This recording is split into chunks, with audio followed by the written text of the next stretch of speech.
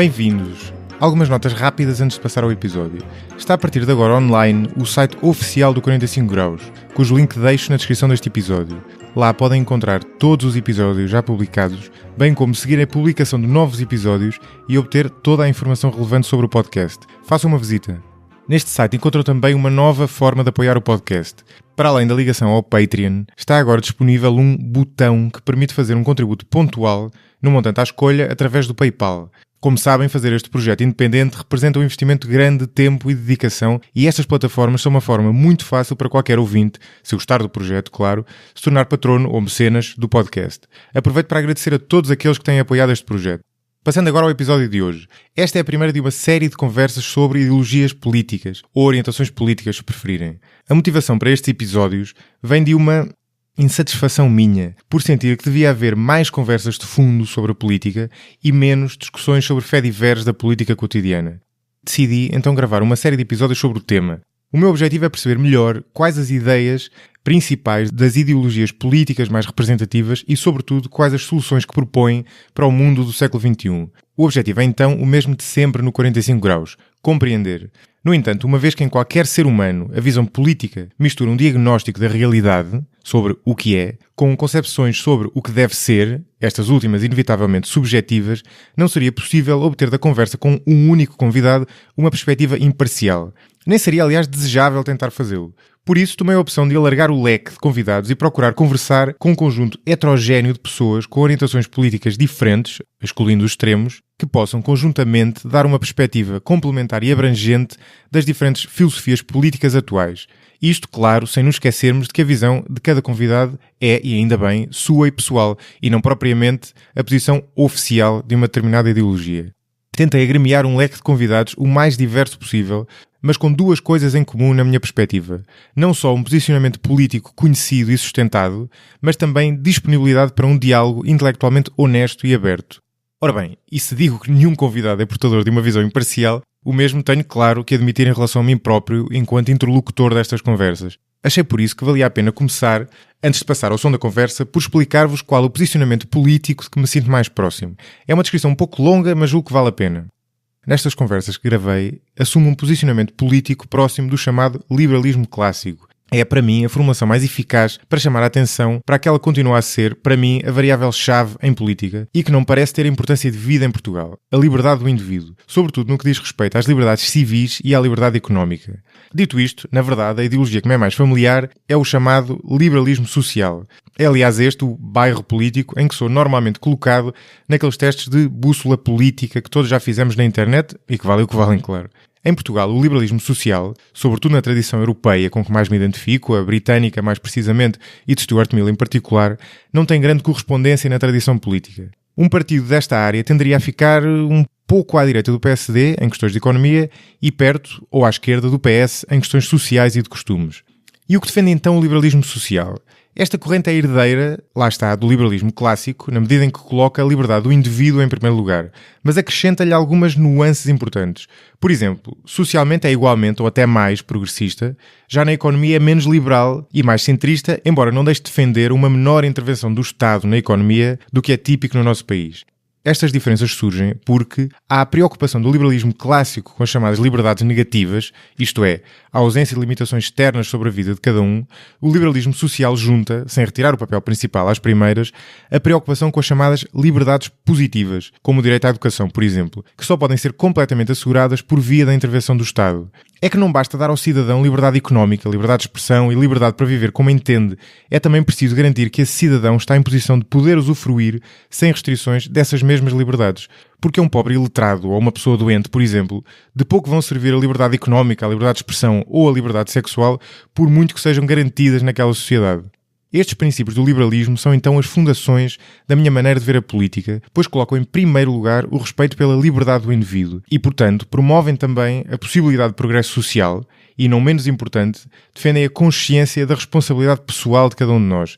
Este último ponto é crucial. Para o liberalismo, a liberdade individual não vem sem um preço a pagar, porque numa sociedade em que as liberdades são garantidas, também é esperado que o cidadão haja enquanto, não o único, claro, mas o principal responsável pelo seu destino. Para além destas ideias de liberdade, a minha visão da política assenta ainda em 3 outros princípios essenciais, diferentes, mas para mim todos ligados de uma forma ou de outra à ideia da primazia da liberdade individual. São eles a racionalidade, o cosmopolitismo e a humildade epistemológica, um nome pesado, mas que já vou explicar. Primeiro, a importância da racionalidade é a importância de pensar a política fundamentando as nossas opiniões em factos. Significa isto a defesa da ciência baseada em evidência e a coragem de aceitar que em política o que deve contar é a verdade dos factos e não aquilo que sentimos ou que gostávamos que fosse a realidade. Significa também pensar a longo prazo, isto é, ter a coragem de reconhecer que há medidas que temos que tomar hoje para assegurar o amanhã e que inversamente não faz sentido tomar medidas que impliquem serem as gerações futuras a pagar a conta. Em segundo lugar, o cosmopolitismo é por seu lado uma visão do mundo tendencialmente internacionalista e antinacionalista, o que para mim é um decalque direto do reconhecimento da liberdade do indivíduo e da noção de que o outro, o estrangeiro, não é nem mais nem menos do que nós. Finalmente, a humildade epistemológica é uma expressão que roubei a David Brooks e que significa, na prática, moderação. Implica reconhecer que em todos os temas, mesmo quando se discute temas que nos são caros, como para mim a liberdade individual versus o coletivo, por exemplo, estaremos sempre a discutir 2 bens em confronto, 2 verdades parciais.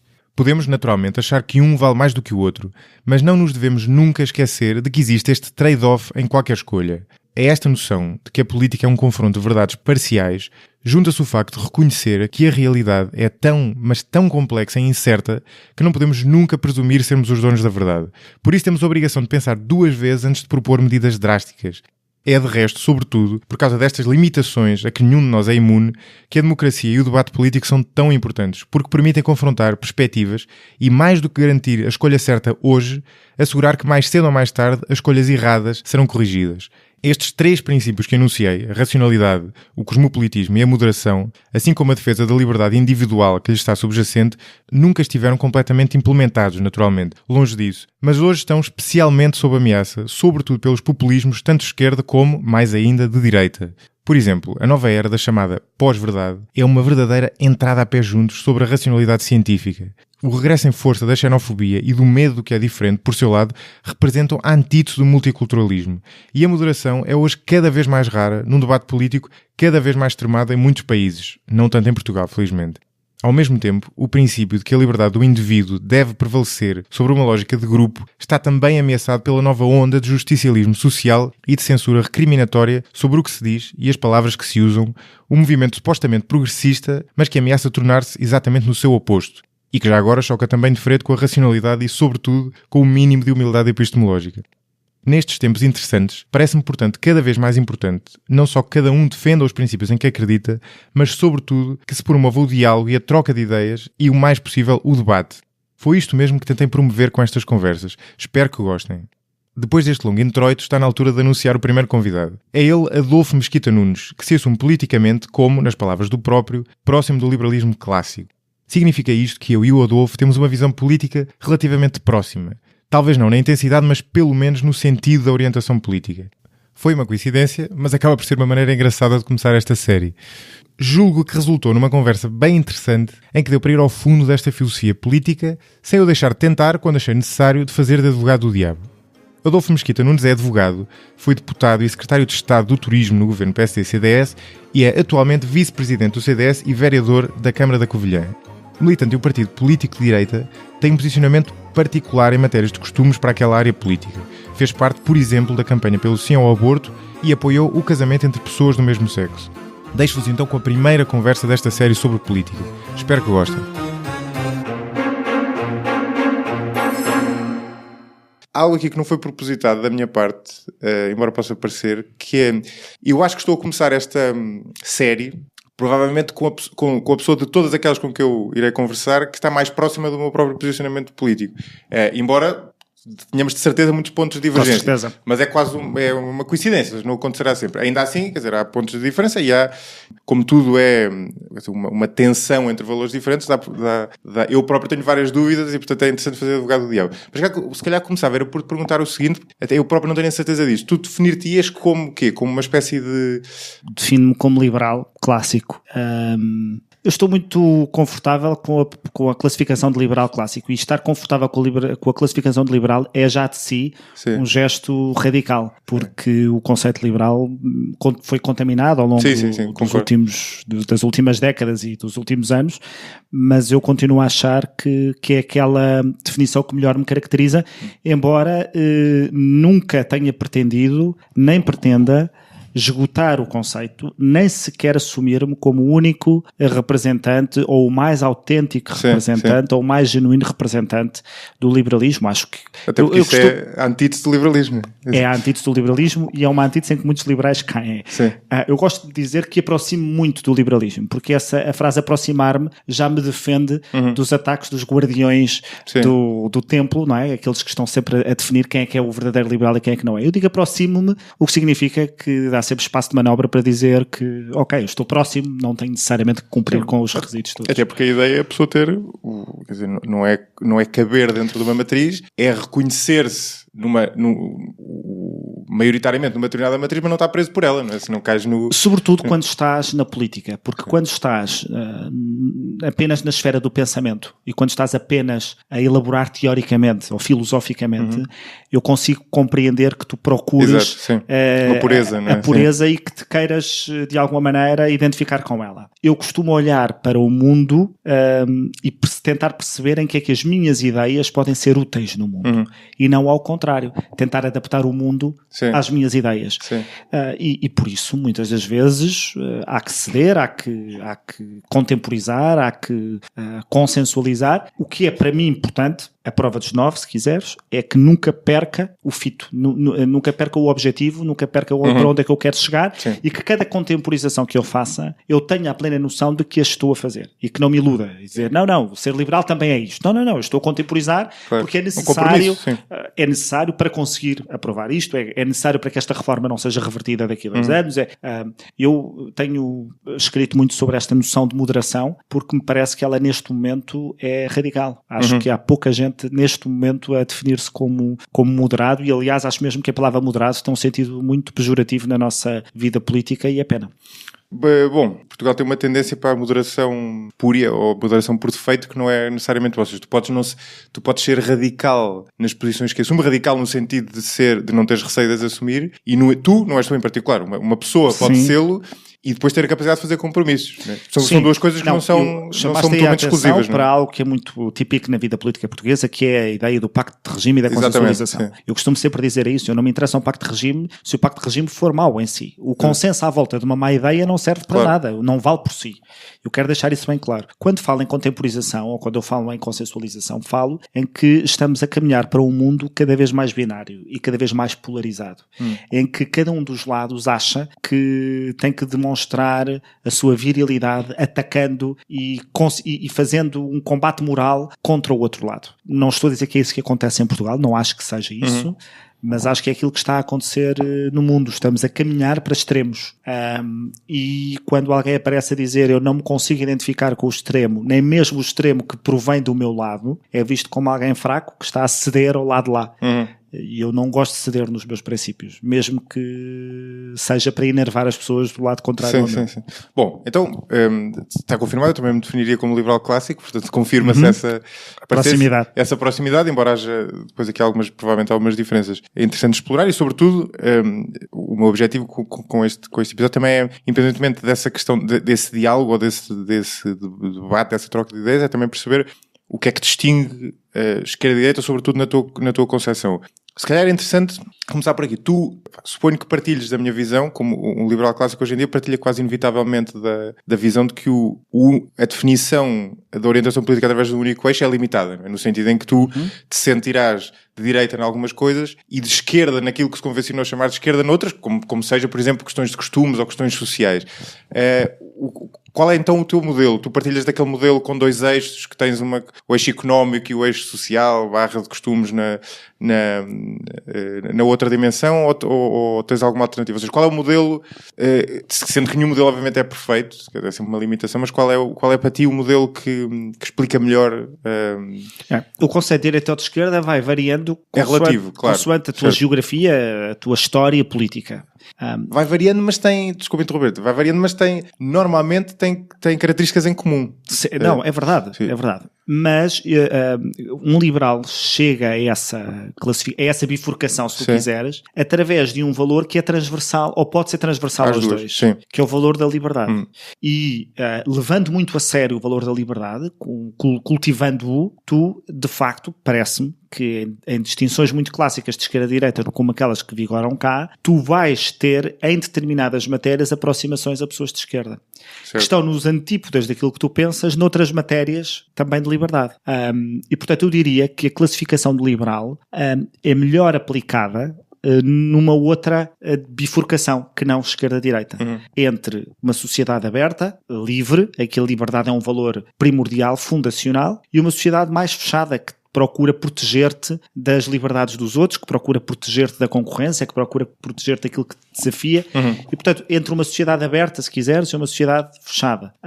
Curiosamente, eu acho que essa é, neste momento, a grande questão política dos nossos tempos. Certo. Porque com o mundo globalizado, que nesse sentido foi um sucesso do liberalismo, o mundo globalizado, com inovação permanente, com concorrência permanente, surgimento diário de novas ideias, novos produtos, novas pessoas, novas etnias a entrarem pela tua casa, pelo teu país, pelo teu continente.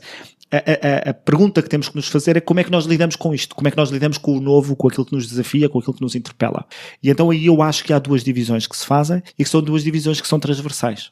Há pessoas à esquerda que estarão comigo na defesa de uma sociedade aberta, aberta ao novo, e que acha que aquilo que temos que fazer é adaptar-nos à mudança. E haverá pessoas à direita que não concordam tanto comigo, que acham que a obrigação de um Estado é proteger-nos da mudança e tentar adiá-la o mais possível, porque ela vai colocar em causa o nosso status quo. Acho mesmo que esta é a grande questão do nosso tempo, é como é que nós reagimos à mudança. Sim. E os partidos estão a ter dificuldade em responder a esta pergunta, precisamente porque dentro do seu seio têm as duas respostas a conflituar. Há pessoas que se sentem mais próximas de uns, há pessoas que se sentem mais próximas de outros. Já os partidos populistas, se tu quiseres, estão a responder a essa pergunta e respondem-na de forma muito organizada. Sim. E clara, por isso por isso dão uma sensação aos eleitores de que estão a falar exatamente dos problemas que as pessoas sentem. Eles estão a corresponder, sobretudo àquilo que eu acho que é o sentimento dominante, que é medo. Medo, o que é que me vai acontecer neste mundo tão desafiante. Sim, complexo e desorganizado. E, portanto, relativamente à esquerda-direita, porque me parece que a obrigação de um Estado é criar condições para que o teu contexto de nascimento seja o mais irrelevante possível nas tuas condições de vida, nas tuas condições de sucesso. Aquilo que me preocupa quando chega à política é como é que nós criamos condições para que as pessoas vivam melhor e subam na vida. E, portanto, é através das liberdades económicas, sendo que as liberdades políticas estão garantidas, como é evidente. E, portanto, eu aproximo-me da direita porque é na direita que, tradicionalmente, as liberdades económicas são melhor compreendidas. Sim, e provavelmente eu diria, pelo menos a maneira como eu vejo isso, é que nessa luta entre liberdades económicas e liberdades sociais, se quiseres, elas às vezes estão em conflito, mas se uma gera outra, são as económicas que geram as sociais e não o contrário. Estou de acordo. E, aliás, até acho que há um certo paradoxo relativamente a uma direita mais conservadora, que é muito liberal em matéria de economia, mas muito conservadora em matéria de liberdades sociais, se tu quiseres.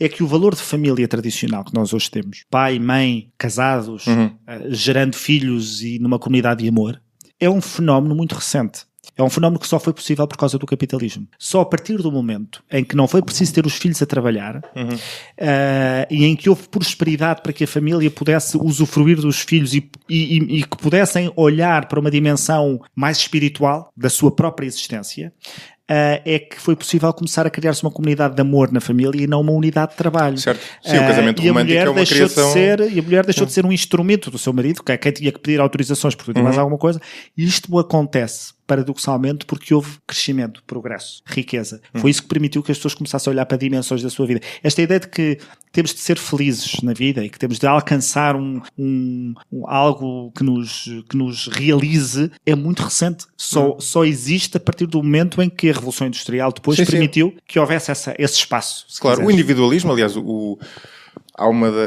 corro o risco de ser chato porque estou sempre a trazer este tema, estou sempre a falar disto durante as conversas, que é a questão das diferenças culturais entre países que estão estudadas, sobretudo por um tipo holandês que é o Hofstede, e uma das dimensões é o binómio coletivismo-individualismo. E é a única que tem uma explicação clara. É que quanto mais desenvolvido se torna o país, economicamente, mais individualista ele se torna. E aqui individualista é uma coisa positiva. Individualista significa tu valorizares o indivíduo enquanto tal. Claro.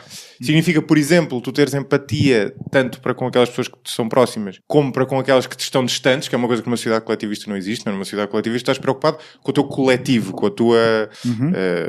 o que for, quer dizer, com o teu bairro, com a tua igreja, com a tua família, com os teus amigos, mas não estás preocupado com o tipo que está na Cova da Moura a passar dificuldades, porque é de outro coletivo, é uma coisa diferente. Enquanto o individualismo tem essa... por isso eu concordo completamente contigo nesse aspecto. Embora isto obviamente seja uma simplificação, mas progresso económico gera preocupação com o indivíduo, quer dizer, o movimento humanista, tudo isto está relacionado com isso, e isso gera o casamento na acessão contemporânea. Eu costumo dizer que o casamento é uma coisa que tem mudado muito ao longo da história, só se manteve o nome. Sim, mas a ideia de contrato de amor, que eu acho que é uma ideia muito nova. Bonita, é muito recente. Exatamente. Na história da humanidade. Tu mantiveste o nome, mas mudaste o que estava lá. Exatamente. Agora, por trás disto, há uma espécie de paradoxo que, em relação ao qual eu tenho alguma visão, mas achava graça saber a tua opinião, que é a questão de...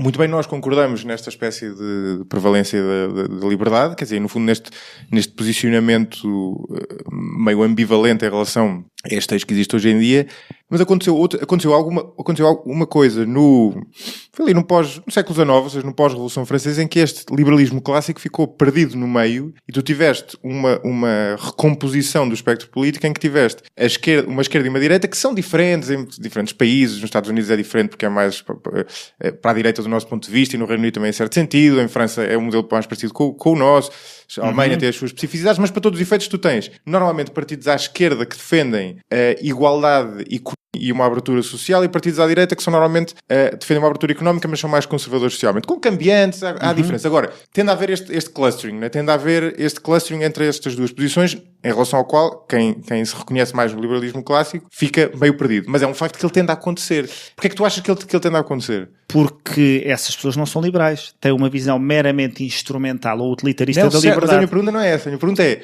porquê é que isso tende a acontecer? O que é que existe? Porque tu estás a colocar a pergunta a partir de uma pessoa, sim, que és tu e eu, certo, que se identifica como liberal e que coloca a liberdade como valor essencial, fundacional. E estás a partir do pressuposto que a esquerda que fala de liberdades morais, sociais, e que a direita que fala em liberdades económicas, o fala com a mesma noção de fundacional que tu tens, mas não fala. Nesses dois campos, a liberdade é algo instrumental, é utilitário. A direita, nesse sentido, é favorável às liberdades económicas porque acha que resulta, não é porque acredita. Não lhe encontra uma dimensão moral e ética como tu e eu encontramos na liberdade. A mesma maneira a esquerda encontra na liberdade, em matérias morais e sociais, um instrumento para criar fricções e para desafiar as instituições conservadoras da sociedade. E portanto é um meio, é um instrumento. Há exceções com certeza, não é? Estamos a generalizar, que é sempre uma coisa horrível. Para um liberal, a liberdade não é apenas algo utilitário. Tem uma dimensão ética e tem uma dimensão moral, não é? A dimensão ética de que tu não podes viver a tua vida pedindo aos outros que a sustentem, que a suportem. Que tu não podes ser feliz à conta daquilo que os outros têm que te dar. Que tu tens de fazer pela tua vida. Pelo menos para aqueles liberais clássicos que olham para a liberdade no seu conceito negativo. Sim, enquanto responsabilidade. Sim. Exatamente. E portanto e por isso é que a liberdade é tão desconfortável. Por isso é que há tão poucos liberais.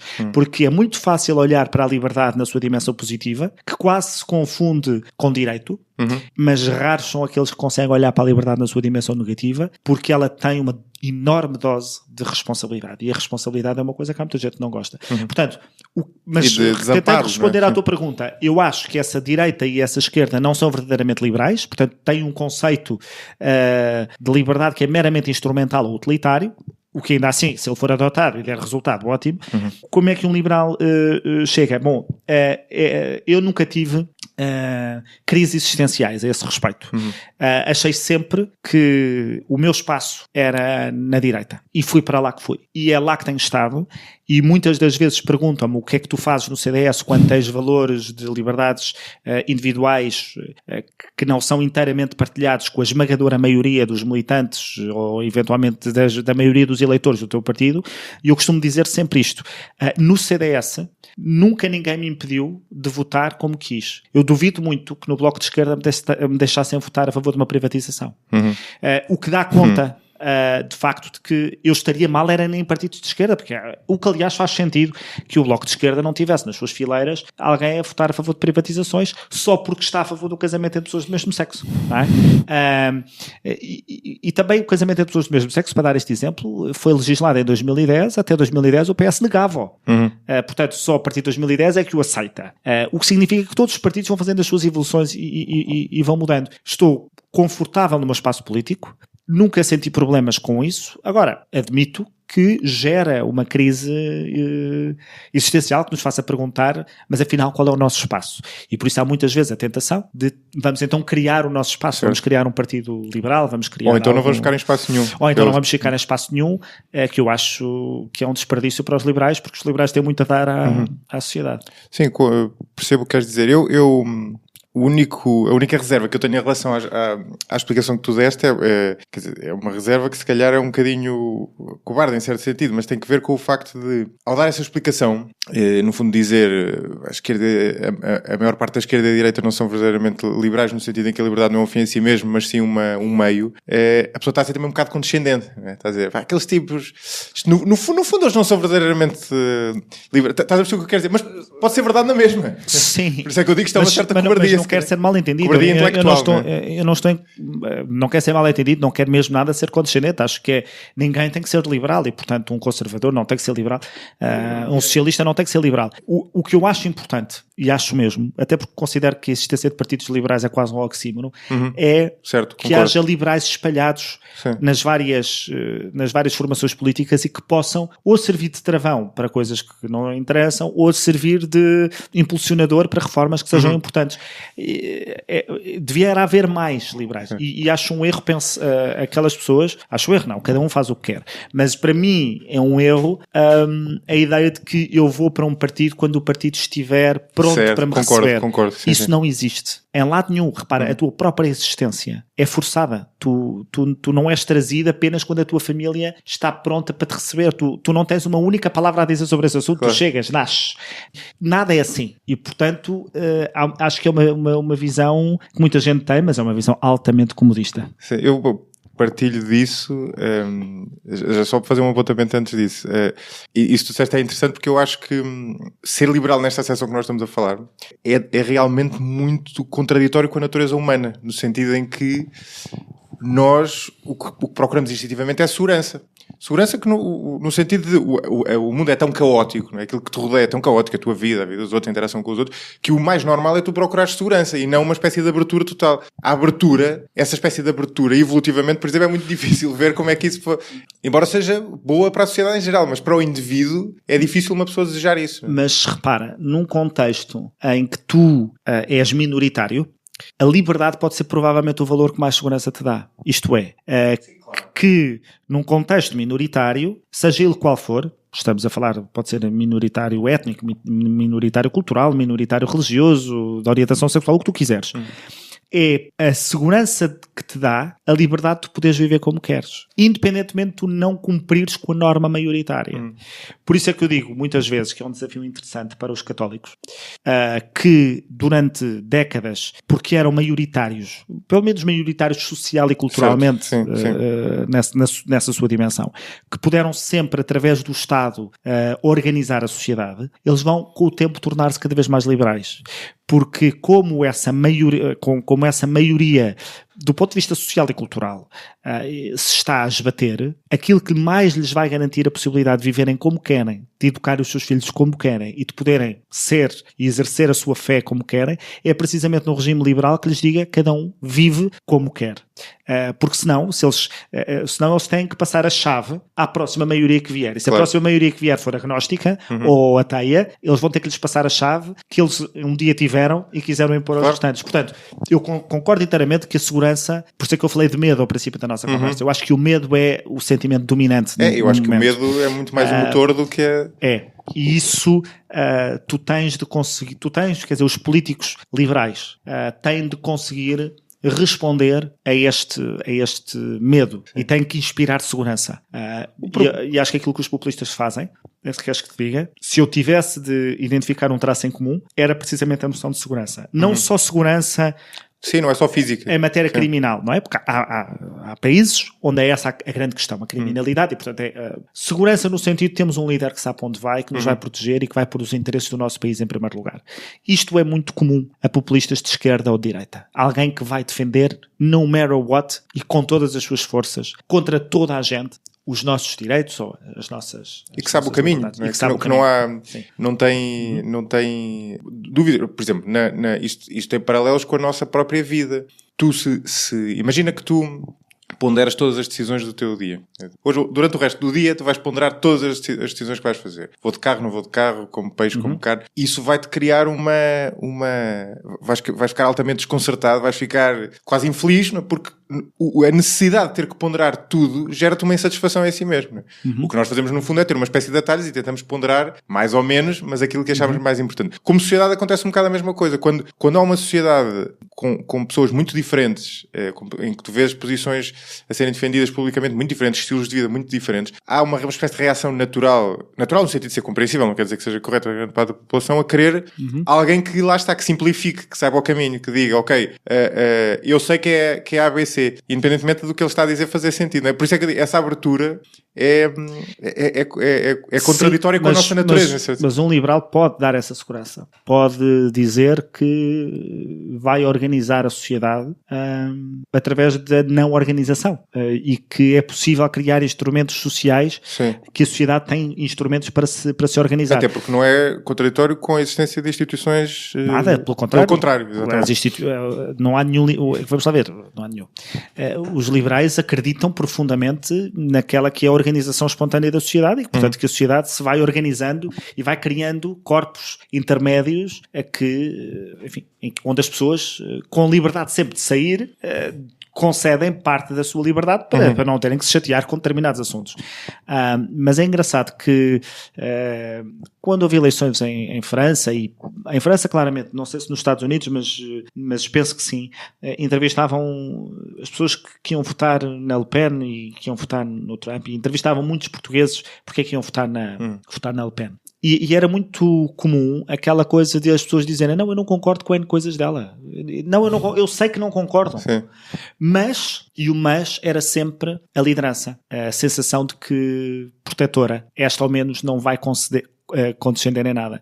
E isto assusta-me, porque tu prescindes de valores que são para ti essenciais e que tu reconheces que não estão cumpridos com aquele candidato, mas estás... porque precisas de alguém que seja líder. E isto está a polarizar as opções. E isso assusta-me. Assusta-me que depois qualquer pessoa que te diga nós não podemos ceder nestes valores de liberdades, então és porque já estás feito com a esquerda, estás feito com os comunistas, estás feito... O mundo não é binário. Nunca. E a simplificação binária para a qual estamos a conduzir o mundo é verdadeiramente preocupante. Sim. É verdadeiramente preocupante. E há um ponto onde eu acho que isso é muito visível. Mas agora só para fazer um atalho disso, porque tu disseste uma coisa há bocado que eu acho ultra importante. Acho sobretudo importante porque vai contra o meu próprio percurso. Portanto é uma crítica em que eu quase me revejo, que é aquela questão que tu alertavas há pouco da pessoa ter muita tendência para achar que deve juntar-se, por exemplo, a um partido quando ele estiver pronto para nós. Quando surgir aquele partido que seja exatamente igual àquilo que nós queremos, que seja exatamente o nosso reflexo, aí sim eu levanto-me do sofá e mesmo. Eu acho que em Portugal acontece muito isso e eu tinha um bocadinho essa visão no início e discordo cada vez mais dela, no sentido em que acho que faz muito mais sentido tu teres, quer dizer, pondo a coisa de outra forma, não faz sentido teres um país com dezenas de partidos. O que faz sentido é teres poucos partidos e fazeres esse caminho programático dentro dos partidos e não como uma espécie de cardápio de partidos, que é muito a nossa visão, que é, existem estes 4 ou 5 ou 6 ou 7 que têm mais ou menos representação, mas nenhum deles é meu, portanto vou criar aqui um bocadinho diferente. E isso é uma tentação que se percebe, mas leva, primeiro, a maior parte das pessoas nem sequer faz isso, portanto o que faz é não sair do sofá, né? Há algumas que fazem isso, e o caminho que seria melhor para todos era entrar, no teu caso, por exemplo, entrar no CDS com uma agenda que tem pontos em comum com muitas outras pessoas e outros pontos que não são em comum, e tentar progressivamente, no fundo, agremiar, presumo eu, né? O máximo quer dizer, tanto persuadir como agremiar o máximo de pessoas possível junto dessa... Vamos lá ver, tu tocaste em imensos pontos interessantes para poder avançar. O primeiro é, de facto, esse, do qual surgiu a pergunta. Nós não podemos estar à espera que um partido esteja pronto para nós, até porque isso é contrário à ideia de o partido poder ser um agente de mudança. Porque então, o que tu queres dizer é, ele só entra quando o partido estiver como eu quero, e a partir daí também já não pode mudar para mais lado nenhum, porque senão eu deixo de estar aqui porque já não é o partido que eu quero. E isso é completamente contraditório com a própria natureza humana. Porque eu acho que há pessoas em política que se esquecem muito disso. Eu costumo dizer, e esta frase é polémica, a coerência é muito sobrevalorizada em política. Concordo, sim. Nós podemos ser coerentes aos nossos princípios. Isso devemos ser. Mas a forma como nós somos coerentes aos nossos princípios obriga-nos a tomar posições que são muito diferentes ao longo do tempo, ao longo do dia. Nós somos pessoas que temos uma disposição de manhã e outra disposição à noite. E isto é normal. Portanto, então, se pensarmos que os eleitores também são assim, já deveria ser o suficiente para não querermos embarcar em partidos que têm visões fechadíssimas agora, é evidente que os partidos têm que ter o mínimo de segurança e de valores essenciais para as pessoas saberem quem são e saberem onde estão. Um partido não pode estar em permanente mutação de princípios, mas pode estar em permanente evolução sobre as respostas que dá com esses princípios que são os seus e que às vezes geram respostas contraditórias dentro do seu próprio partido. Eu nem estou a querer ir às questões que normalmente acham sempre, que é o que eu tenho na cabeça, das questões fraturantes, mesmo em questões de organização económica, mesmo em questões sobre o que é melhor para o país, o partido tem visões contraditórias entre si e as duas são legítimas. Todas. Em matérias concretas. Há pessoas que são favoráveis à privatização da RTP, há pessoas que são contra a privatização da RTP. Com o mesmo enquadramento doutrinário, com a mesma noção do que é um partido de centro-direita. E espero que haja algumas que são tendencialmente a favor ou tendencialmente contra. Claro, e há pessoas que se aproximam num determinado contexto, olha, este pode ser um bom momento para o fazer, outros acham que não. E portanto, esse é o primeiro ponto. O segundo por outro lado, quando se entra para o partido, também não se pode entrar com a ideia de guerrilha. Isto é, o partido não é aquilo que eu quero, mas eu vou para lá para o transformar naquilo que eu quero. Eu não tenho essa noção. Eu vou para lá juntar a minha voz à dos outros e fazer os consensos e fazer as tensões que vão fazer o partido evoluir e persuadir. Mas eu também não quero transformar o partido num partido à minha semelhança ou muito menos num partido liberal, que é uma coisa que às vezes as pessoas acham. Eu digo sempre, não, eu vivo muito bem com esta tensão. Claro que há determinadas matérias onde eu gostava que estivéssemos mais para um lado, outras mais para o outro. Mas aquilo que faz um partido é a possibilidade de governar um país, portanto, aquilo que é o seu principal objetivo, e nós governamos para a sociedade inteira, para o país inteiro. Portanto, nós não podemos, através do partido e da política, que eu acho que é outra noção de que se está a perder, é de que o partido tem que ir para o governo para impor a sua vida, a sua visão a todos os outros. Não, nós temos que governar e temos que criar condições para que as várias visões possam existir. Por isso é que eu digo que sou liberal por razões éticas, mas também por razões políticas. E uma das razões políticas é esta. O liberalismo, olhando para um mundo tão diferente, com tantas religiões, tantas disposições, tantas predisposições, tantas formas de olhar o mundo, dentro da mesma família, há tanta gente que prioriza coisas diferentes. Qual é o melhor instrumento? Qual é o melhor sistema para podermos conviver todos, para podermos refletir esta diversidade do mundo e vivermos em paz? É o liberalismo, é a liberdade, é a possibilidade de cada um tentar cumprir o seu projeto de vida e o seu projeto de felicidade. E o diálogo? Relativamente e o diálogo, claro. E por isso é que eu acho que há valores éticos muito ligados ao liberalismo que as pessoas às vezes não associam, porque acham que o liberalismo é um individualismo levado ao extremo e não percebem que, eu vou utilizar uma palavra que se utiliza muito pouco em política, mas há uma coisa que um liberal sabe muito bem, é que o Estado nunca vai sentir amor por nós, mas as pessoas sentem amor umas pelas outras. E os liberais acreditam profundamente na noção de família, na noção de amor entre pessoas, e que isso gera consequências sociais e culturais e políticas, porque as pessoas ajudam-se, criam redes de solidariedade, não são tão egoístas como se diz. Mas o terceiro ponto daquilo que estavas a dizer é a criação de partidos. Vamos lá ver, eu não tenho opinião sobre se deve haver muitos ou poucos, porque acho que cada sistema partidário tem as suas condicionantes históricas e isso explica muita coisa e não podemos, enfim, substituir um sistema pelo outro. Eu acho que partidos excessivamente dogmáticos não fazem sentido. porque aquilo que um partido vai fazer é governar, não é ser uma associação de pensamento.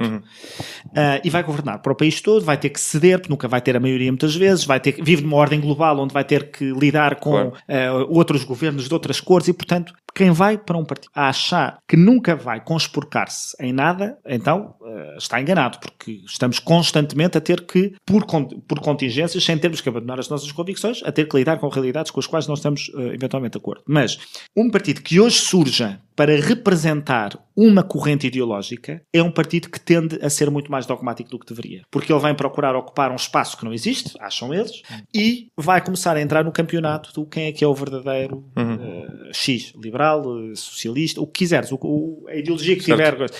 E eu acho que isso não é interessante para uma associação de pensamento, não é talvez útil para num partido. E por isso é que muitas vezes me chamam de pragmático.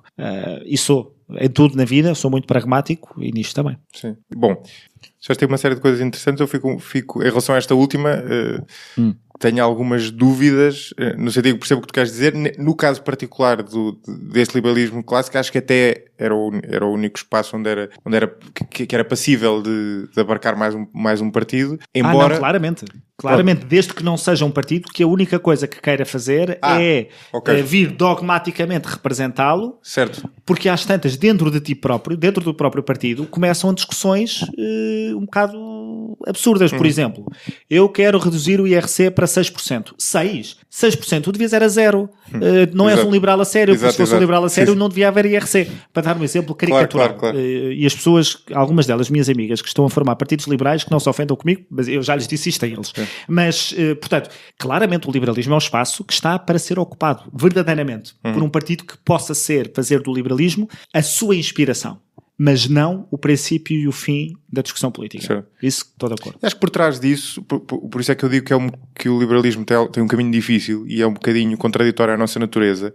Eu acho que, pelo menos na visão que eu tenho, há um princípio basilar do liberalismo enquanto movimento que surge ali no século XVIII, se quisermos, que é a questão da liberdade está muito ligada à liberdade de expressão, no sentido da liberdade de discutir. E tu tens, por exemplo, essa liberdade de discutir é muito chata, quer dizer, cria uma tensão muito grande. O facto de tu teres à volta de uma mesa, por exemplo, e quem diz à volta de uma mesa diz, no espaço publicado, por exemplo, pessoas com opiniões diferentes em relação ao mesmo tema, e quando digo diferentes, significa não binárias, ou seja, ao longo de um eixo, alguém que é absolutamente contra, alguém que é absolutamente a favor, alguém que tem dúvidas.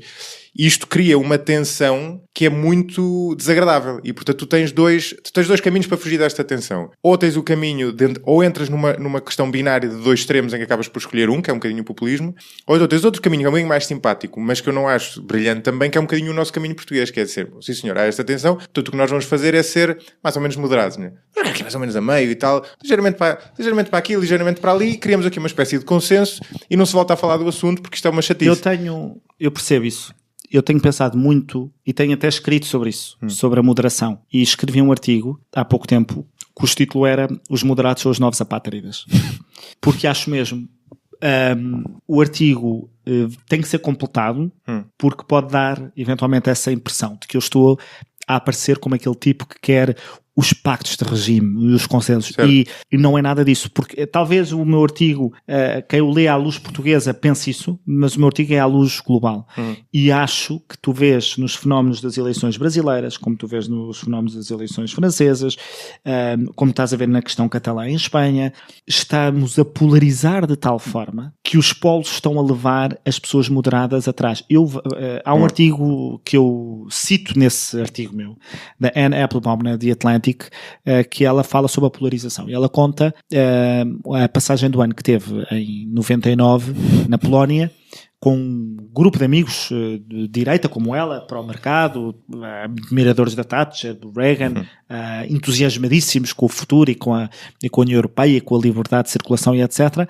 E ela diz que hoje já não fala quase a maior parte dessas pessoas, estão todas no partido do governo na Polónia, com teses antissemitas, teses xenófobas, acreditam em todas as teorias da conspiração que o partido cria, e ela pergunta-se como é que isto foi possível, como é que pessoas que que são a favor das liberdades de direita estão a caminhar para isto. E esta preocupação dela é a minha que eu tenho. Eu conheço colegas de percurso, se quiseres, ideológico, não partidário, ideológico, que eu começo a ver a avançar para esses polos, porque estão atraídos pela sensação de terem um polo viril que possa combater o polo da esquerda. E isso assusta-me, porque estamos a ceder em princípios. E aí é que eu falo de moderação. A ideia de que isto não pode ser um concurso entre dois polos. E há um bocadinho... a esquerda surgiu nos anos 60, 70 com o identitarismo, com a divisão de pessoas por identidades, substituindo quase a liberdade e a igualdade como valores fundacionais pela identidade. E a direita, agora... está a querer... Está a contra-atacar, não é? Está a contra-atacar com o contra-identitarismo, no sentido de, então, vamos criar um identitarismo que esteja mais de acordo com as nossas ideias, quando o identitarismo que é o problema. Exatamente, sim. Seja ele o identitarismo ou seja ele o contra-identitarismo. E isso preocupa-me. Preocupa-me e é um fenómeno. Eu espero não estar a ter esta conversa contigo daqui a 10 anos e estar enganado. E espero estar a ter esta conversa e estar enganado e ter dito, olha, o mundo não avançou no sentido em que eu acho que ele está a avançar, que é para esta polarização em que os moderados são os novos apátridas. Sim. Mas eu acho, isso é interessante, eu percebo a dúvida que tu tens da maneira como isso pode ser interpretado, mas se calhar o modelo que eu dava há pouco pode ajudar a resolver isso, porque tu tens uma coisa... falta a expressão certa, mas uma coisa é moderação de ideias, outra coisa é moderação de prática. Ou seja, o problema, o que tu tens hoje em dia é a junção de uma falta de moderação. Essa resposta é uma falta de moderação nas ideias associada a uma falta de moderação na prática, que é a resposta, no fundo, a essas meias tintas que são desagradáveis e ao caos que é o mundo. Agora, aquilo que eu defendo, e acho que tu partilharás disso, é não ter moderação de ideias, mas ter moderação de prática. Ou seja, não ter moderação de ideias significa pensar sobre um tema e não ter receio de assumir uma posição em relação a ele. Uma posição clara, dizer, eu em relação a isto tenho noção da tensão que está subjacente, mas a minha posição é a privatização ou claro. a nacionalização, o que seja. Mas depois ter a noção justamente de que aquilo resulta de uma tensão entre verdades parciais, entre diferentes bens, como todos os problemas políticos, quase todos os problemas políticos, mas isso era outra conversa, tirando alguns que têm a ver com questões fundamentais, mas quase todos os problemas políticos são uma tensão entre diferentes bens, ou entre verdades parciais, e tu tens a noção disso, tendo a noção disso, tens uma determinada posição, mas não deixas de ter a noção disso, e portanto sabes que podes não estar certo, e isso é fundamental. Saber que podes não estar certo não quer dizer que não defendas a tua posição com convicção. Claro, mas podes estava negociar. A ver se me lembrava do último parágrafo do artigo, mas é qualquer coisa como isto, num mundo tão polarizado, se eu tiver que ser apelidado moderado, pois que seja. Só uma coisa que para mim é evidente, eu serei radical na defesa dessa moderação. Pronto, exato. Radical. Porquê? Porque ser moderado hoje e ser radical nesta moderação significa ser radical aos meus princípios. É exatamente ao contrário. Os radicais é que estão a prescindir dos seus princípios em nome de um fim. Porque eu acho mesmo questão. Mas enfim, eu terei que desenvolver o artigo e à medida que estamos vou escrevê-lo hoje, entre hoje e amanhã, e à medida que estamos à conversa, estava a pensar no título que vou dar ao artigo e eu acho que é um bocadinho brando o Tanas, ou mole o Tanas, porque esta coisa de querer fazer de mim brando e mole porque estou a tentar defender a moderação como prática, que é aquilo que tu dizes, não pode ser confundido com colaboracionismo, não pode ser defendido com... É exatamente esse o risco que tu corres, é que tu começas com a caça às bruxas. Tu começas a definir se tu não estás, eu costumo caricaturar isto, se tu não és a favor do Trump é porque és a favor do Michael Moore. E se és a favor do Michael Moore é porque não és a favor do Trump. Como se o mundo não é isto. O mundo, e das eleições no Brasil, eu digo, que está, enfim, em curso agora, eu digo, acho que é uma derrota profunda da direita e da esquerda, quando aquilo que tem para apresentar como seus candidatos, com possibilidades de vencer, são aqueles dois. É uma profunda derrota. Não podemos ir votar nem qualquer um daqueles candidatos alegremente, rindo, em folclore, a dizer que bom, vamos votar nestes candidatos. Eu, pelo menos, não posso aceitar que isso esteja a suceder. Não é? Claro. Eu acho que há um campo onde eu acho que esta tensão é muito visível, sobretudo para alguém que se identifica com o liberalismo, e que tem muito que ver com esta questão que agora está muito em voga, do politicamente correto, política identitária e tudo em torno disso. Eu, enquanto pessoa que se identifica com esses princípios, tenho muita dificuldade em olhar para isso, porque tu vês muitas vezes o conflito entre lá está, dentro da liberdade, entre duas noções diferentes ou entre duas vertentes diferentes da liberdade. Quando tens, por exemplo, a discussão de temas delicados, relacionados com género, relacionados com raça, que é uma palavra que não resulta bem em português, com etnia, não é? Com orientação sexual, o que seja, ou com questões de imigração, ou com questões religiosas, em que o que eu sinto é a empatia com as pessoas que são diferentes de mim e a vontade de que elas tenham a liberdade delas, mas fico muito desconfortável quando se tenta silenciar uma discussão sobre esse tema. E sabendo eu que tenderei a discordar radicalmente da maior parte das opiniões que vão ser demonstradas durante provavelmente essa discussão, mas ainda assim tê-la silenciada, ter uma discussão sobre a imigração silenciada ou uma discussão sobre se, por exemplo, o terrorismo é ou não dissociável do islamismo, por exemplo. Que é para mim uma questão ultra complexa. Eu sei que no meio... Mas sabes o que é que eu acho que é perigoso aí? Eu estou inteiramente de acordo contigo. O que é perigoso é que tu tenhas que te explicar como te estás a explicar. Pois, claro. Sim. Há um outro artigo que eu tenho para escrever há não sei quanto tempo, que é sobre há quanto tempo eu ando para escrever um artigo sobre isso. Porquê? Porque é o medo de dizer uma palavra errada que que transforma a discussão noutra coisa qualquer que tu não queres. Tu estás a querer discutir o problema da imigração, tu estás a querer discutir o problema do terrorismo de inspiração islâmica, tu estás a querer discutir esses problemas e tu tens tanto receio num mundo tão polarizado que sejas mal compreendido que tu às tantas não discutes. Não entras na discussão. Calas-te. Exato. Para não te chateares. Pronto. E lá está, os moderados são os novos apátridas. Não há discussão moderada sobre o assunto. Estás a permitir que a discussão se polarize de tal forma que tu, quando vais falar e não vais agradar a nenhum dos lados, tu vais levar porrada dos dois lados, vais ser apedrejado pelos dois lados e não estás para isso. Bom, mas é que, então, mas não há quem tenha... Por isso é que os moderados, se calhar, vão ser os novos radicais, se quiseres, ou vão ser os novos corajosos, porque vai ser tão fácil estar num dos polos, porque vais estar completamente defendido, porque tens uma clica atrás de ti. Estás com os teus. Estás com os teus e os que estão ali no meio a tentar dizer que uns têm um ponto, outros têm o outro, estão a levar pedrada dos dois lados. Mas essa questão faz-me de facto alguma confusão. Por outro lado, que tu, quando dizes, atenção, eu acho que o lado de lá tem que ser ouvido, sejas confundido com as pessoas do lado de lá. Quando a única coisa que estás a dizer é, eu acho que as pessoas do lado de lá têm que ser ouvidas, acho que temos que fazer a discussão. Mas desde quando é que o método se confunde com a substância? Isto é um método de vida em sociedade. Ouvirmos uns aos outros. Aliás, a democracia, quase me apetece soltar um palavrão. A democracia não é outra coisa senão isso. Precisamente termos que gramar e ouvir com as pessoas que pensam de forma diferente de nós. O que é o Parlamento se não obrigar-te a ouvir o que os outros dizem? O que é a democracia se não a proteção das minorias? Porque a maioria tem sempre poder. Quer dizer, a maioria terá sempre forma... Por definição, sim. Em princípio, terá sempre forma de esmagar as minorias, se quiser, e de impor. Portanto, as democracias servem precisamente para se respeitar as minorias, porque haja um sistema em que as minorias possam falar. O Estatuto da Oposição existe para isso. Portanto, de repente, nesta polarização em que deixámos de ter combates políticos para passarmos a ter combates morais, onde só um pode vencer. Sim. Só uma ordem moral que pode vencer. Eu acho isto assustador. E levamos a questão do plano, daquilo que é a resposta certa para aquilo que é a resposta correta, para aquilo que é moralmente...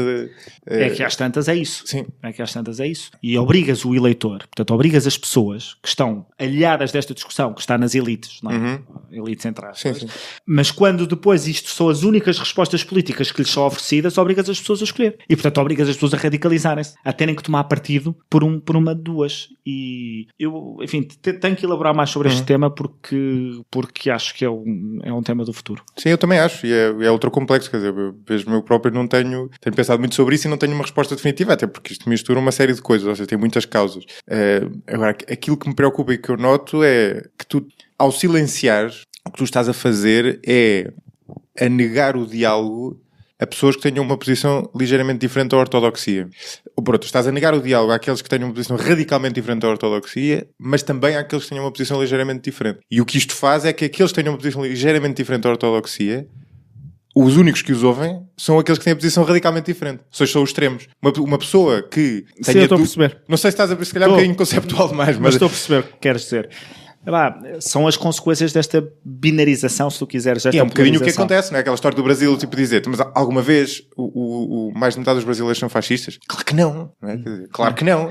Não, e pior é achar que tu convences as pessoas a não votar no homem, onde eu jamais votaria, mas se tu convences as pessoas a não votar no homem chamando-as de fascistas quando elas próprias sabem que não são. Exato. Elas já vão votar nele depois de terem ouvido isso tudo. Sim. Portanto, temos é que lhes dizer outras coisas que não aquelas e, sobretudo, temos que lhes apresentar outro candidato que não um candidato que vem tentar manter uma ordem. E temos que trazer isso ao diálogo. Eu acho que temos que estar à vontade com ouvir opiniões que são politicamente incorretas, sobretudo porque elas podem ter, dentro delas, uma opinião não é uma coisa unívoca, é um conjunto de várias concepções, e dentro delas pode haver concepções que são corretas, ou pode haver vontades que não estão a ser exprimidas, quer dizer, a questão por exemplo, do terrorismo, para mim é um ótimo exemplo disso, quer dizer, porque obviamente que aquilo tem que ser escalpelizado, obviamente que tu tens que perceber o que é que está por trás daquilo, e não podes estar numa de dizer, mas os terroristas, os muçulmanos são todos terroristas, ou no outro extremo dizer, não, esta religião não tem nada a ver. Eu acho que há duas coisas interessantes aí, que é, por um lado, a ideia de não os deixarmos falar. Isso era possível num mundo sem redes sociais e sem outras formas dessas pessoas comunicarem. A partir do momento em que essas pessoas comunicam com milhões, a ideia de que tu não os convidas para uma conferência numa universidade qualquer, estás a silenciar o que quer que seja, é uma ilusão. Portanto, mais vale tu combateres essas pessoas, porque essas pessoas estão a ser ouvidas. E tu combateres com as ideias e em debate. É a primeira. As pessoas acham sempre que debater com essas pessoas estão a legitimá-las. Isso não é critério, porque essas pessoas estão a falar e estão a chegar a milhões de pessoas. A segunda é que também a única forma que tu tens de desmontar as suas mentiras, porque muitos dos extremos, aliás, os extremos são sempre mentirosos, porque criam concepções, teorias da conspiração unívocas e, portanto, mentem, criam homens de palha, inimigos imaginários, e a única forma que tu tens, de facto, de desmontares isso é confrontá-los com as mentiras. Tu não os podes deixar à solta e tens que os trazer para o teu debate e tens que os trazer para as contradições, porque, contradições todos temos, todos. Todos os partidos, todas as pessoas, todas as igrejas, todos nós temos. Portanto, eu não suporto as pessoas que fazem da sua coerência máxima, da sua integridade, o seu critério distintivo na política. Não suporto isso. Não suporto. É aquela frase da humildade epistemológica, que é um bocadinho isso, quer dizer, tu tens noção de que não só a verdade não é simples, como tu não podes estar correto em relação a tudo da realidade.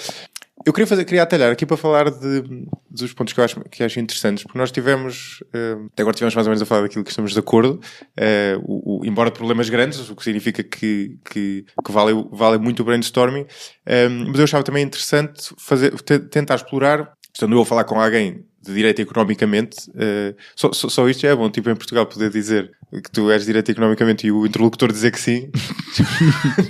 É bom, normalmente não acontece, mas não é bem de direita, de esquerda e tal, ou de centro. Não é? O PSD não tem uma enorme dificuldade em afirmar-se como direito economicamente. Mas enfim, acho interessante também explorar alguns pontos nos quais eu ou acho que a esquerda tem razão ou tenho dúvidas, digamos assim. Ok, em relação então, espero que seja uma coisa curta, porque eu não estou para estar aqui a dar razão à esquerda. Podes não estar. Sim. Direitos sociais, evidentemente, mas com esses estás tudo de acordo. Mais ou menos. Vamos ver. Uma coisa é estar de acordo com o princípio, o ponto de chegada sobre o que é que devemos, como é que devemos tratar ou devemos enquadrar legislativamente determinadas matérias. Mas muitas vezes estou em absoluto desacordo com o caminho até se lá chegar, não é? Eu lembro-me quando foi a votação no Parlamento da adoção por pessoas entre o mesmo da adoção por casais de pessoas do mesmo sexo, e que eu votei favoravelmente os projetos, eu fiz uma declaração de voto dizendo que discordava em quase tudo da exposição de motivos que acompanhava o projeto. Portanto, eu estava de acordo com a solução, que era eliminar a proibição que lá estava, de que esses casais de pessoas do mesmo sexo pudesse candidatar-se a um processo de adoção, mas muitas das considerações pareciam demasiado identitárias. E o identitarismo choca-me um bocadinho, porque eu acho que tu és digno pela pessoa que tu és. E não há mais nada que tu possas acrescentar a isto para seres mais digno. A minha dignidade, o meu valor como pessoa é meu como pessoa. Qualquer característica que tu acrescentes aqui, porque sou português, porque sou branco, porque sou negro, porque sou gay, porque sou hetero, porque qualquer outra característica é supérflua e não pode dar-te uma legitimidade acrescida. Pronto. E acho que, enfim, a esquerda cai muitas vezes nisso. Substitui a liberdade e a igualdade como valores fundacionais e põe-nos na identidade, o que depois traz imensos problemas, porque depois cada identidade, há microidentidades, depois há mais microidentidades, depois há mais microidentidades. Mas desculpa, se te interrompi. Não te preocupes. A piada disto é essa. Há um artigo, um paper que saiu recentemente, eu apanhei o artigo sobre o paper, muito interessante, sobre justamente a questão do politicamente correto e a relação da defesa dessas questões, antes de serem identitárias, no fundo de questões de direitos, e características de personalidade. E a conclusão a que eles chegaram, que é uma conclusão preliminar, como é evidente, não é? Porque isto são ciências sociais, mas é interessante, é que tu tens 2 tipos de pessoas que participam nesses movimentos. Tens um primeiro grupo de pessoas cuja principal força motriz é a empatia pelo outro, pelos que são diferentes, pelos que estão mal. No fundo, um bocadinho essa noção que tu estavas a espelhar e de que eu partilho, não é? De que as pessoas devem ter todas liberdade, os negros devem ter a mesma liberdade, os gays devem ter a mesma liberdade, as mulheres devem ter a mesma liberdade. E depois outro grupo que tem muito mais que ver, e isto ilustra bem os fenómenos extremistas do passado, por exemplo, ligados ao comunismo, por exemplo, muito mais ligado a nós queremos, nós que fazemos parte de uma minoria qualquer, por exemplo, queremos estar longe dos outros, queremos que nos deixem em paz, queremos silenciá-los, queremos que não nos ofendam, uma série de coisas relacionadas com isso. E é muito interessante porque isso não só permite perceber as duplas motivações para o ressurgir destes fenómenos, como também, acho eu, permite dar alguma luz sobre porque é que fenómenos como o socialismo, por exemplo, socialismo aqui falo não do nosso Partido Socialista, mas do socialismo enquanto movimento, redundaram em ditaduras, em fenómenos extremos, né?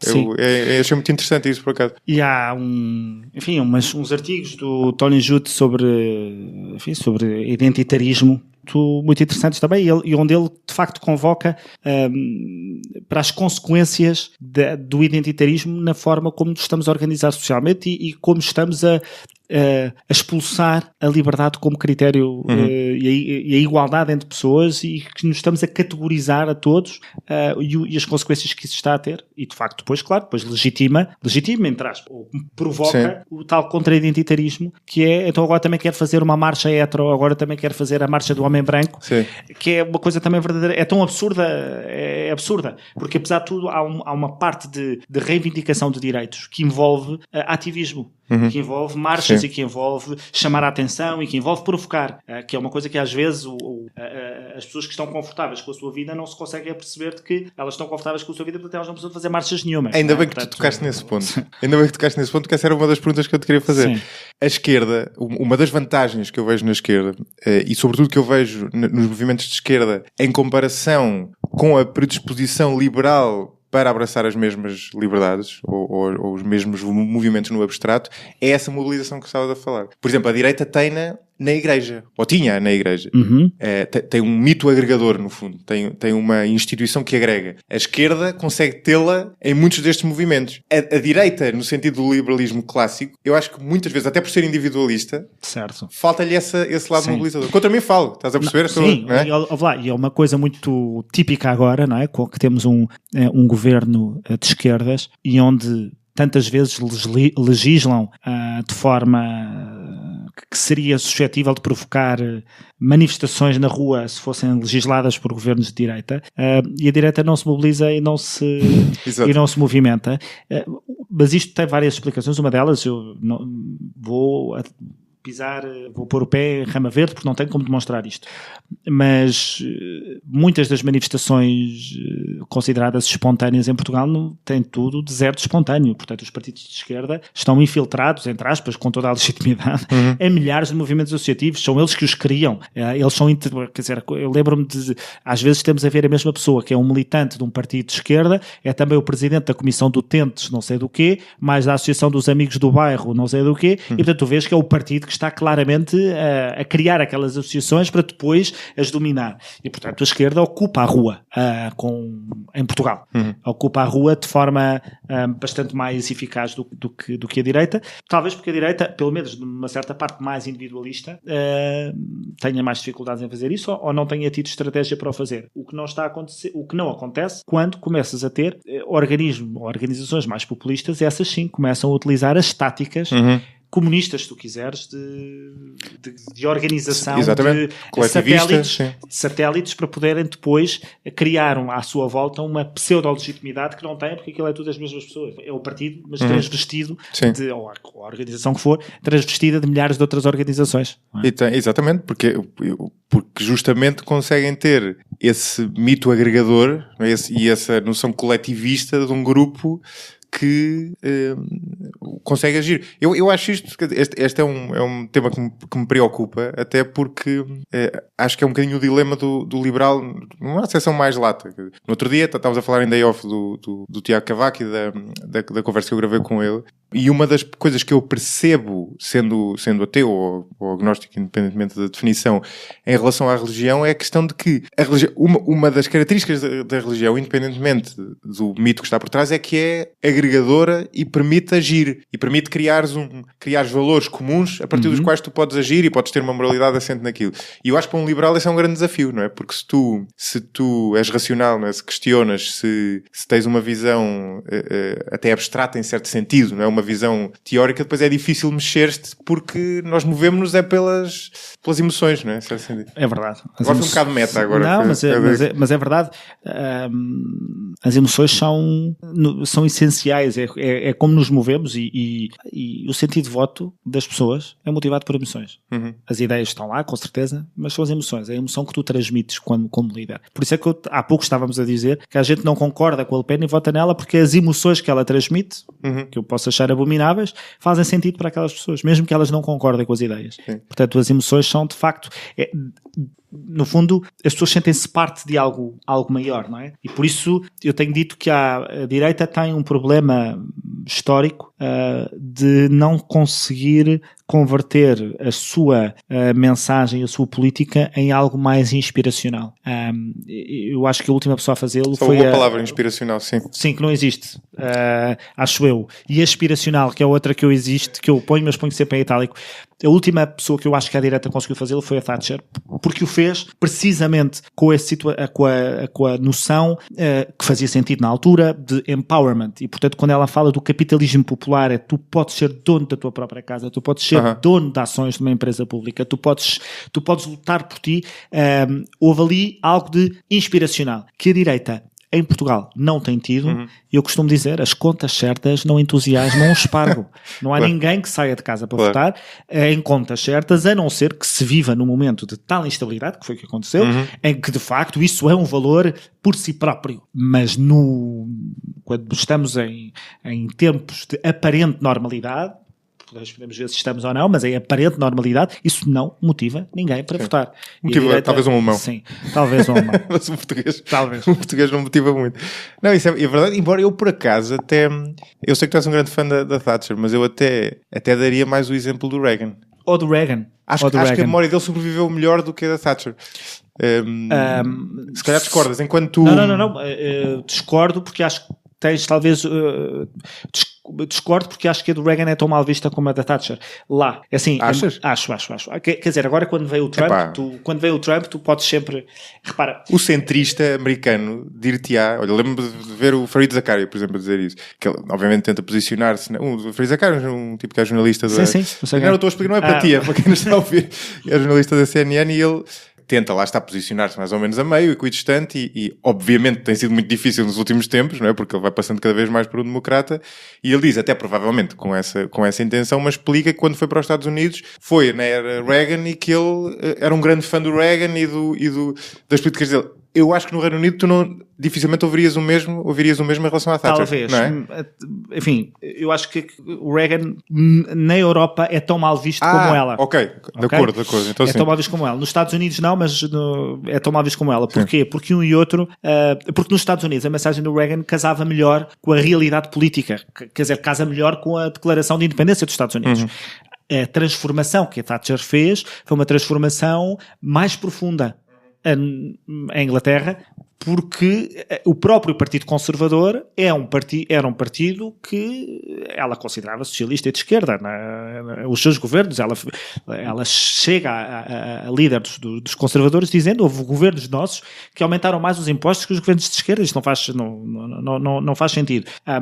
Há uma presunção que a direita governa por interesses e a esquerda governa pelo bem comum. E olha-se mais para as supostas intenções do que para os resultados. E o crescimento económico e a mobilidade social que a Thatcher trouxe à Inglaterra deviam ser os suficientes para as pessoas pensarem duas vezes antes de dizerem mal dela. Sim, isso, sim, essas, como deves imaginar, não tenho muita dificuldade. Não, embora não seja um fã absoluto da Thatcher, mas a questão do crescimento económico... Há coisas em que eu discordo dela. Olha, desde logo o capitalismo popular, mas... Sobretudo no caso, versus o caso português, ou seja, eu acho que a minha visão em relação ao problema fundamental da parte económica, sobretudo em Portugal, é que tu tens... o papel do Estado é relativamente fácil de defender, sobretudo no seu lado positivo.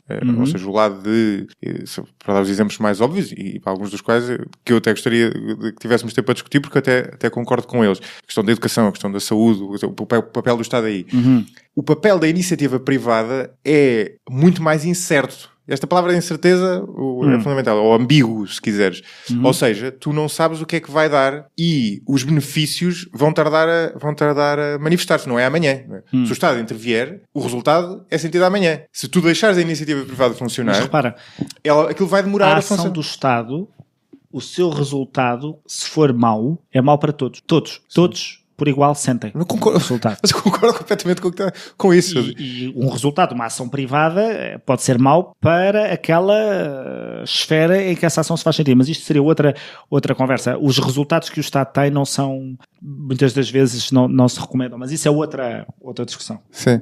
Um problema isto está relacionado com o que nós estávamos a falar. Mas aquilo bom, em primeiro lugar, obviamente, eu julgo que tu partilharás disto, é fundamental. Eu acho que o melhor país é aquele em que diferentes posições, e no caso posições de esquerda e direita, são defendidas da forma mais aguerrida possível, no diálogo mais franco possível. Ou seja, não é um país em que só existe aquilo em que eu concordo. Isto é uma destas lapaliçadas, mas é importante ter essa noção. Ou seja, um país onde o consenso se faça só num lado é mau até para esse próprio lado. Por exemplo, um dos problemas do capitalismo hoje em dia é o facto de já não ter o bloco soviético para servir de contraponto até dialogal. Eu acho interessante, não é contraditório com o que eu disse antes, mas é evidente que os vários modelos de sociedade têm que estar em confronto e em debate. Tem que haver o pressuposto que é possível, mas eu acho que quando estamos a falar em blocos, no caso do bloco soviético e no caso do bloco ocidental, havia um que não era democrático. Concordo, e que era autoritário. Sim. Eu não os posso colocar nem pé de igualdade, nem eu coloco. Mas repara no seguinte, e isto tem que ver com aquela espécie de humildade epistemológica. Aquilo que nós temos hoje em dia é mais produto do mundo capitalista do que do mundo socialista. Não sei se é 60-40, se é 90-10, se é 95-10, se é 99-1. Se é 95-5 ou 99-1. Agora, é uma síntese entre as duas coisas. Sim. E o Estado, por exemplo, ambos reconhecemos o papel importante do Estado e que é um papel diferente, por exemplo, e este é um ponto importante é um ponto que nos podia passar estando a ter uma conversa entre duas pessoas que têm uma posição relativamente idêntica, mas é um ponto muito importante que é a sociedade em que nós vivemos hoje em dia e o papel que o Estado tem e que, vou arriscar, ambos partilhamos ambos apoiamos em parte, era um papel muito diferente daquele que existia no mundo do liberalismo clássico, em que o Estado era uma miragem em muitos aspectos. Ou seja, houve uma síntese entre os dois modelos que, sem dúvida nenhuma, tem mais do modelo capitalista e, na minha opinião, ainda bem que tem, mas foi, por exemplo, a proteção dos trabalhadores, por exemplo, no liberalismo clássico era praticamente zero. E tu tens redes de segurança social que... Não há nenhum liberal clássico que não defenda redes de proteção social e que não defenda estatais. Safety net. Sim. E que seja o Estado. Mas repara, uma coisa é uma safety net, um Estado social, se tu quiseres. Sim. Desde quando é que ter uma companhia aérea é Estado social? Não, de acordo, claro. Ou seja, ou ter às tantas, o conceito de Estado social, que é criar condições para que aqueles que estão mais vulneráveis possam sair da situação de vulnerabilidade o mais rapidamente possível, ou não saindo, tenham dignidade de vida, alargou-se de tal forma que tem empresas públicas, atua na economia, regula, não interfere. Portanto, os organismos públicos em todo lado. Exatamente. Portanto, agora, o liberalismo clássico não é avesso a redes de segurança, claro que não é. Claro que não é. E, aliás, foi o liberalismo clássico e foi o capitalismo que permitiu que as condições de vida das pessoas fossem melhores do que aquelas que eram. Completamente de acordo contigo, não deves imaginar. O ponto que eu estou aqui a tentar fazer é dizer que nesta conversa pode passar a ilusão de que aquilo que a pessoa defende, no fundo, era igual ao que um liberal clássico definiria nesse tempo. E, na verdade, eu acho que é diferente no sentido em que... Os princípios são os mesmos exatamente. E vão se adaptando à realidade que tens e a forma como tu como os vais utilizando para atuares na realidade, com certeza que muda. Mas é mais do que isso, desculpa. Os princípios, obviamente que os princípios são os mesmos, mas eles próprios, ou por outra, são quase os mesmos. Mas o movimento socialista, por exemplo, informou inevitavelmente parte daquilo que é a nossa concepção liberal, no sentido em que é uma concepção que tem uma noção social, ou seja, não só focada nas liberdades negativas, ou seja... Repara, como é evidente, quer dizer, nós vamos contaminando todos, não é? Portanto, claro que sim. Sim, portanto não me custa, mas olha, recomendo do livro, porque eu acho que o trago em auxílio para esta conversa. O Liberdade para Escolher, do Milton Friedman. Foi um programa de televisão que depois convertido em livro e que procura, na década de 70 e 80, procura aplicar os princípios liberais a questões dilemáticas do ponto de vista da economia, provando que eles conseguem ter melhor repercussão na qualidade de vida das pessoas, no progresso, no crescimento, do que os princípios socialistas, de alguma maneira desmontando o contra-intuitivismo que é o liberal. Porque os princípios liberais são de alguma maneira contra-intuitivos. A edição que eu tenho é muito antiga, da publicação da Europa América, mas saiu há pouco tempo uma edição, não me lembro de que editora, mas eu recomendo vivamente. Boa. Eu vou-te fazer uma última pergunta, tu demoras o tempo que quiseres e quando acabares terminamos. Sim. Porque não queria deixar de falar disso, que é um ponto importante que eu sinto uma grande tensão entre os dois bens de que eu falava há pouco, ou as duas verdades parciais. A questão da educação. Por exemplo.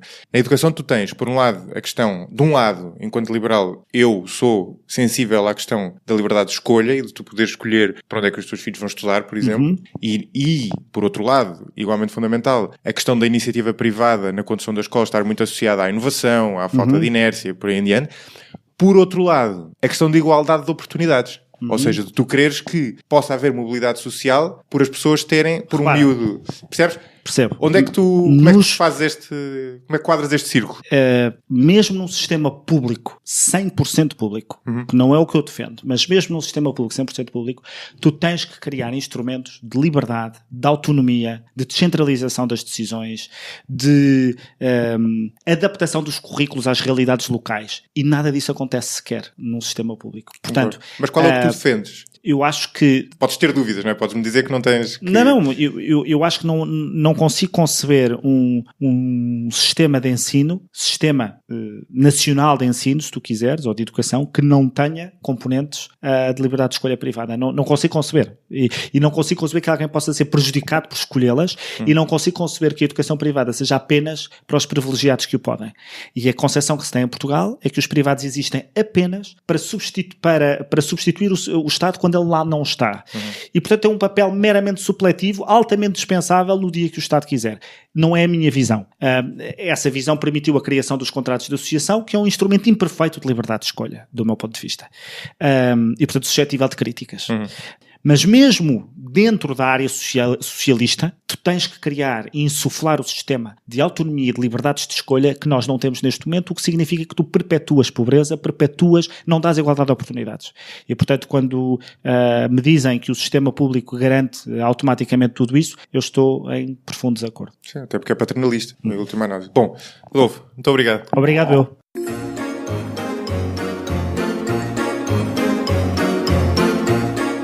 Gostaram do episódio? Não se esqueçam de seguir a página no Facebook e de avaliar o podcast no iTunes. Muito obrigado a quem tem apoiado no Patreon.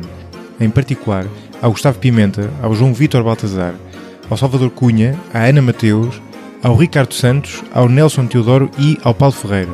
Agradeço também aos restantes patronos do podcast, cujo nome podem encontrar na descrição deste episódio. Até à próxima.